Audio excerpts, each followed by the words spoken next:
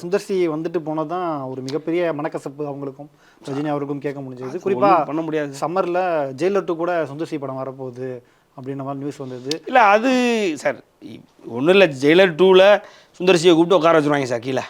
மேலே ஏறி நம்மளால் சுந்தர்சியை பற்றி 2 எக்ஸ்ப்ளனேஷனை போட்டார்னா முடிஞ்சுது சார். அங்கேயே உடச்சிடுவார்.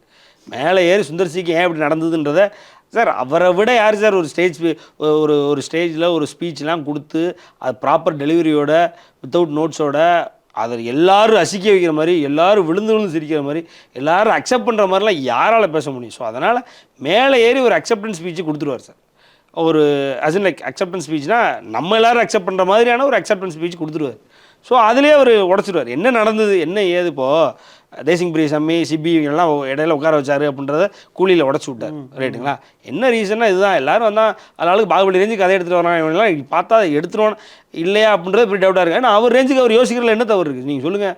இப்போது ஒரு படம் எடுத்துருக்கீங்க அப்படின்றதால டக்குன்னு பாகுபலி மாதிரி ஒரு படத்தை எடுத்துட முடியும் அப்படின்னா நீங்கள் கொண்டு போகிற மாதிரி மிக மேசிவான ஒரு பட்ஜெட்லாம் படம் பண்ணிட முடியுன்ற நம்பிக்கை உங்க மேலே எனக்கு வரணும்ல. சும்மா ஒரு படம் எடுத்துகிட்டா எப்படி நம்பிட முடியும் அப்படின்றது ஒன்று இருக்குது.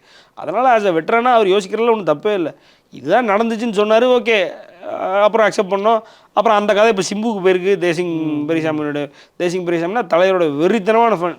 இப்படி உட்காந்து பேசுகிற அளவுக்கு ஒரு நல்ல நண்பர், நல்ல ஒரு வெறித்தனமான ஃபேன். அவரெல்லாம் எடுத்துருவார் அப்படின்ற நம்பிக்கை ஒரு 50% இருக்குது.